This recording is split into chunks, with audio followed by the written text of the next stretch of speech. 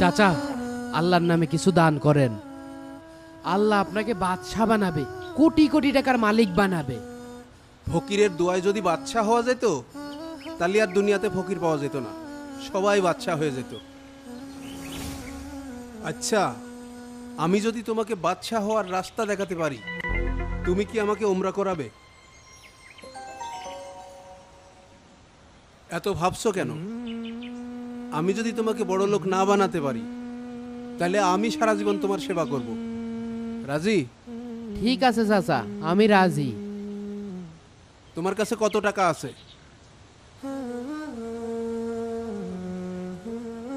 50 টাকা আছে। আচ্ছা, ওই 50 টাকাই হবে। এখন যাও, ওই 50 টাকার জিলাপি কিনে রাস্তায় মানুষের মাঝে হাসি মুখে বিলিয়ে দিবা, বিনিময়ে কিছু চাইতে পারবা না। আচ্ছা।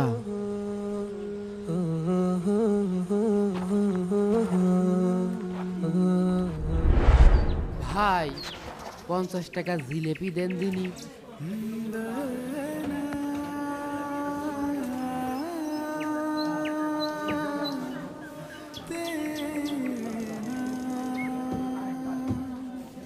লোকজনের দিয়ে দি।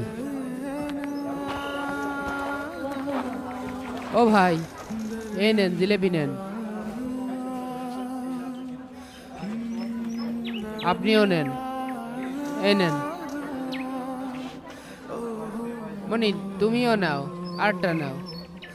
ভাই, জিলেপি খান। ও ভাই, এই জিলেপি খান। ও অটোলা ভাই, এটা জিলেপি খান। ভাই, এই জিলেপি নেন।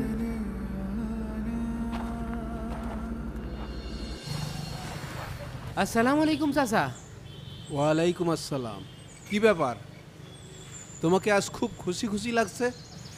একটা বিশাল বড় খুশির খবর আছে। আগে বসো, দম নাও, তারপরে কথা বলো। চাচা, আমার 10 লাখ টাকার লটারি লেগে গিয়েছে, পুরো 10 লাখ টাকা। 10 লাখ? বলো কি, কিভাবে লাগলো এই লটারি? মাসখানেক আগে এক ভাই 100 টাকাতে ভুল করে এই লটারিটা কিনে ফেলিল, পরে আবার 100 টাকায় আমার কাছেই বিক্রি করে দিয়েছে। তারপর?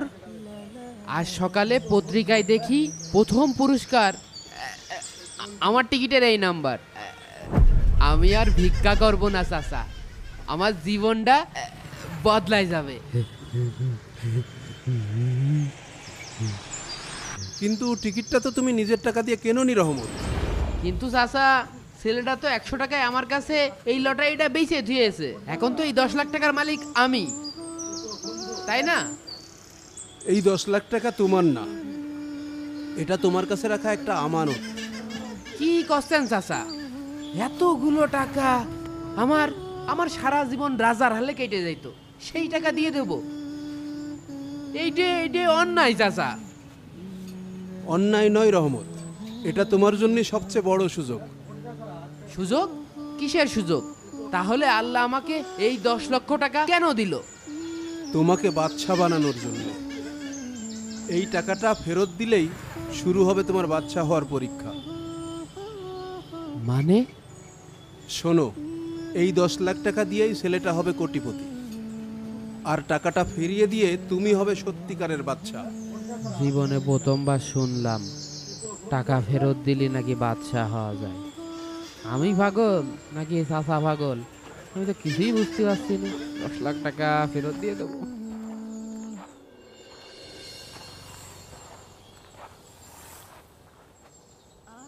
ভাই, আপনি কি আমাকে চিনতে পেরেছেন? হ্যাঁ, চিনতে পেরেছি। তোমার কাছে ওই যে 100 টাকায় লটারি বিক্রি করলাম ওই দিন। জি ভাই, ওই টাকা দিয়ে কেনা লটারিতে 10 লক্ষ টাকা বাইদিয়েছে। এই নেন আপনার লটারি। কি বলো? দাঁড়াও, আমি একটু অনলাইনে টিকিটটা চেক করে নেই।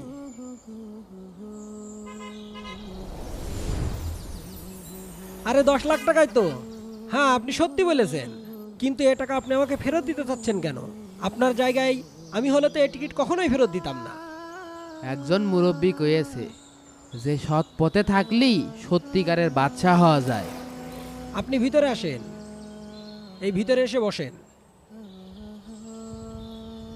বসেন।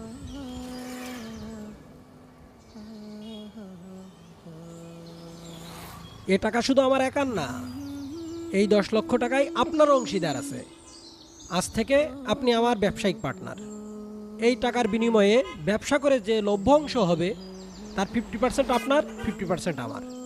ভাই আমি তো ব্যবসা বাণিজ্যের কিছুই বুঝি না। ব্যবসা আমি দেখব, আপনি শুধু আমার সাথে সৎভাবে এবং বিশ্বস্ততার সাথে থাকবেন। থাকবেন তো? হ্যাঁ ভাই, আমি থাকবো ইনশাল্লাহ। রহমত ভাই, জি। বসেন। রহমত ভাই, কালকে রাত্রে হিসাব করে দেখলাম আমাদের ব্যবসায় 10 লক্ষ টাকার উপরে লাভ হয়েছে। আলহামদুলিল্লাহ। আপনি ওই লোকটার কথা কি কিছু ভাবছেন? কোন লোকটার কথা ভাই?